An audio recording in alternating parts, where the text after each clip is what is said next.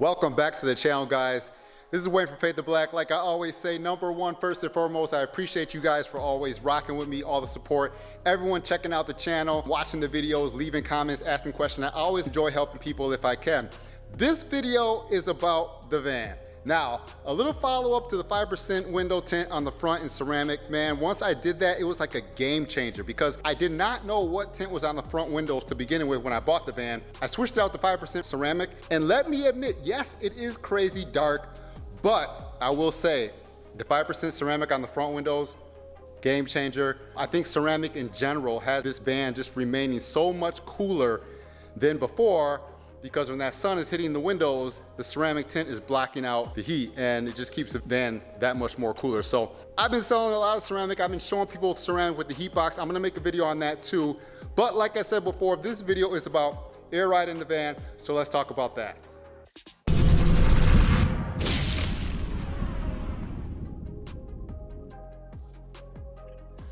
Now, most of you guys know that I tint windows, I do it for business, but I also love cars as well. I love messing with cars, anything car related. Muscle car, hot rod, classics, imports. I just love all types of cars. So that does kind of mean that I'm gonna mess with my own vehicles when I get a little bit of time too. So you guys know we have the Impala, I have the Chevy that's sitting back there, and yes, for the most part, I drive and work on the van a lot. Now, the van, yes, it's a minivan, but it's a lot of fun and it has so much space in there, so it's easier to get things in and out compared to my car. I used to drive the car all the time, and way before that, I was driving a regular cab pickup truck. Everything was in the back of the truck, and when the wintertime, everything got cold. With the van, everything is just inside. You can fold down the seats, you can store so much, you can carry so much. It's easy to get in and out because it sits a little bit higher, the seat-wise compared to the car. And like I said before, I can just load so many things inside of it. So I always enjoy driving the van, but at the same time, I kind of wanted a van for a very long time. I wanted a van for like 8 years or so. And yeah, it was a little tricky saying, this dude's gonna ride in a minivan. Like, everyone hates minivans. But like I said, it works for me. And also going to the kids, traveling with the kids, putting the kids in the back, it's just so much more room. They're comfortable, they enjoy driving the van as well. And you know, the gas and mileage is a lot better too. But this video, like I said before, we put air ride on the van. Shout out to my buddy AJ. He hooked the van up. I mean, he put the whole kit in perfectly. He had it up on a lift. He showed me everything, how he ran everything, how he installed everything. I mean, he did an absolute perfect job. So if you guys want to get air ride installed in something around Wisconsin, let me know. I'll get you in touch with him. He will just hook you up with your air ride install. It'll be perfect. Like I said, this is all installed by him. I didn't install it. One thing that I did do is I took out the main components and I totally redid those because I bought this kit used, almost like third hand. So I was not the original owner. I didn't realize that till after I bought it, but I saved myself some money. I was patient. I looked around on the internet and I found a kit, and the owner that was willing to sell it to for me for a decent price, so I snatched it up. So I will admit, buying the kit used, there was a lot to sort out. You know, I was asking questions, I was doing research, trying to make sure I had all the right parts. Like I said before, I totally took out all like the guts of it. I had it on a table, I redid everything. New compressors, new fittings, new lines, new rear bags. I mean, I went through and did a lot because I wanted it to be reliable, because I drive my van 2 hours one way, multiple days a week. So I put a lot of time and energy in this van. I didn't want to be broke down or stranded, even though I was, but that's for another story. Some people know what I mean about that. But I figured out the kinks, figured out the bugs, figured out some of the things I need to do. Like I said, buying it secondhand, we kind of had to figure out some things for ourselves, but it is installed and it's working really good. Now, this is sleeve struts in the front and it's bags in the rear. Now with the stow and go in the van, I don't have any type of tanks or anything out in the open. Everything is clean. The tanks are down in the stow and go. I'll show you that in a minute. So that keeps all the room in the van. So I have plenty of room to put like a mattress that we got my daughter a mattress the other day. We had room for all of that in the back. All my tent stuff can all go in the back and not be affected by any of the air ride equipment. Now, I'm gonna do some walk around videos and I will show you how the van looked when it's aired out. Now, these wheels and tires are 22 by 10.5, so they're super wide. If I had narrow tires, it probably would put the van down over the tires a little bit better. I realized that I don't need it to be totally slammed on the ground. I mean, it's low enough. You can't even drive it the way it is right now.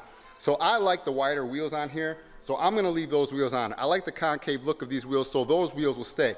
And like I said, when this is aired out right now, like it is as low as it can go, you can't drive it anyway. So even if the wheels are wider or narrower, to me, it's perfect. And the fenders just go right to the top of the tire and it doesn't even affect the fenders coming down anyway. So Like I said before, man, I'm gonna show you the inside of the installation. I totally redid it. I put the compressors, I mounted the tanks, I ran new lines on, everything is totally redone. Let me show you what that looks like right now in the Stow and Go.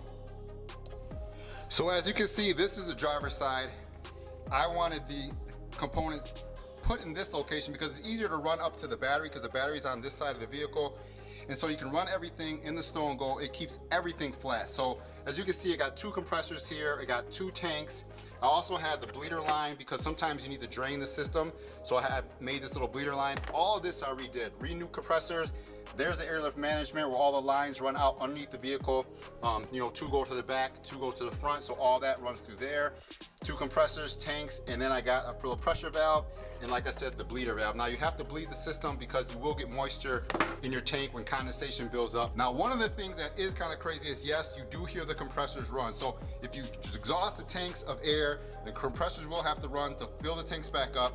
It might only take like 30 seconds, half a minute, depends on how much you're messing around. But generally, once it airs back up and you're driving around, you're good to go. Now, one of the things, like I said before, I had the Stow and Go over there. Now this Stow and Go cannot be used anymore, of course, because the seat is here, the seat's not gonna fold flat. So I lose that Stow and Go, but like I said, when you come around to the back,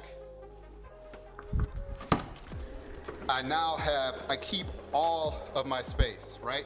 So I keep all this space totally flat. I still have the 2 seats in here. I can fold down the rear passenger seat so that can be flat. So I can put everything right here and I still have all this room. So if there's not a tank and compressor, everything mounted here that would take up the space, I still keep all this room, but obviously I still can't fold that seat into the floor. So you do lose that depending on where you can put them. Now, some people put compressors underneath. I didn't want to do that. You still would have had to put the tank someplace. And this being winter in Wisconsin, yeah, I didn't want to have the compressors underneath and get all crappy with the weather. So now you can see when the seat is back and everything's folded into the floor, you don't even notice there's anything in there. When someone opens the door and look and kids get in or sit down or anything like that, all the air ride system is totally hidden in the Stow and Go. I still can use that Stow and Go that's wide open to fold that seat or put extra things down there if I wanted to. But so that's where you can put your air ride kit if you have Stow and Go on the Chrysler Pacifica. Now, also as you notice, I went with 2 tanks instead of 1 big tank. 2 tanks giving more air volume, so you kind of have to fit it in the Stow and Go area for this to go with 2 tanks instead of 1 large tank. So that's what that looks like in the Pacifica. So another thing I will kind of admit, air ride versus coilovers, I think the air ride actually has a better ride than the coilovers. The coilovers on this van were super stiff. Now, granted, I have 35 series tires on here on super wide wheels. It ain't gonna ride the greatest anyways, but now riding on air with the rubber airbags in the sleeve, you kind of have the air instead of just a stiff super spring, you know? So it rides a little bit better. Now granted, I'm a guy that always like everything low. All my life I've liked my cars lowered, wide wheels, low profile tire. That's just always been my thing. So this thing, I have it on ride height. It rides as low as I possibly could have it without rubbing or scraping. That's just my thing. I like to roll low. Right now, obviously, like I said before, you can't drive like this. It just won't happen. So I'm gonna do some little walk around cinematics with this to show you how it looks right now. Then I'll come back and show you how high the van can get when it's up in the air, fully aired up. Let's go.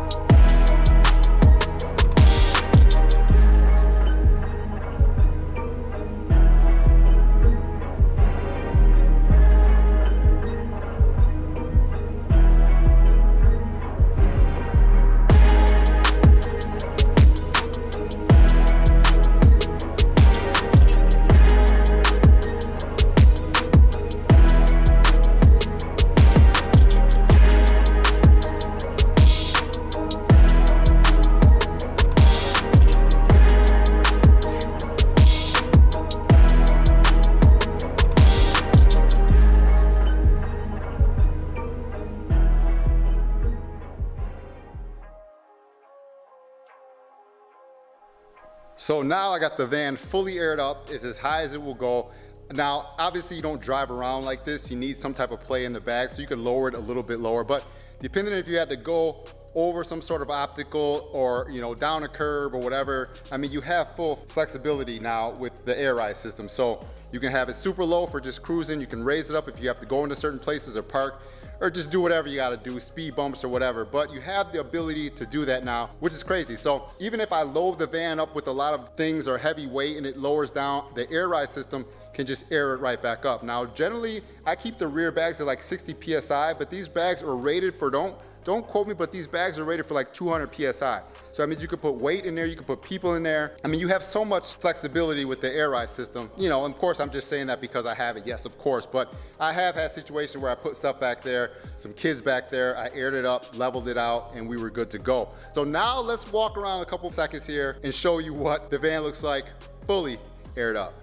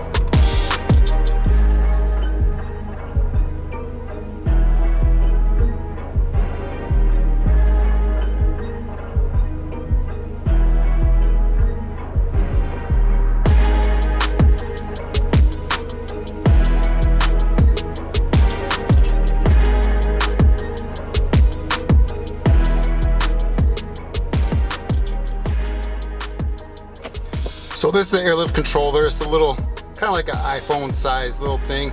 You have all your settings on here. You can see what each corner is. I kind of got fancy and put a little bit of case around it. It's just a little magnet mount, so you can take it out, hold it in your hand, whatever you got to do, stick it up there. So that pretty much controls all the functions. You got presets, buttons, low and high, and you can control every individual corner.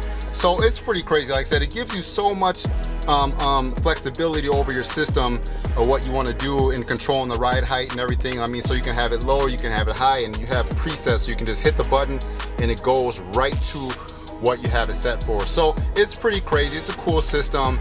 It's a brain box, like I said, underneath that manages all the different functions of it. It monitors all the corners.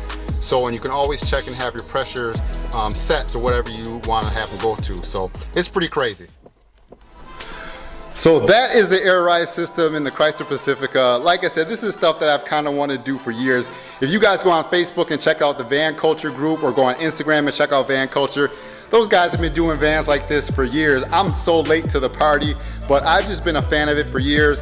It's practical for me because a van, like I said, helps me carry my stuff. It's easy for the kids to get in there with their traveling and their sports and all their equipment. It's easy for that as well. So this is something I've wanted to do for a lot of years. I've been patient and just trying to took my time and search around for things and been able to find the right things that I wanted to go on the van. Just take a little bit of time and take a little patience. I mean, this has kind of been like 8 years in the making, to be honest with you. I started seeing these vans a long time ago and I was hooked, and I just kind of slowly kept on following it. And today, you know, I'm having fun with it. So leave a comment down below. If you haven't yet, smash that subscribe button. I'm gonna do an update on the van and talk about some of the more technical things about the system as we go along. But like I always say, man, thank you guys for watching. I greatly appreciate it. Until next time, have a good one. Stay faded. Peace.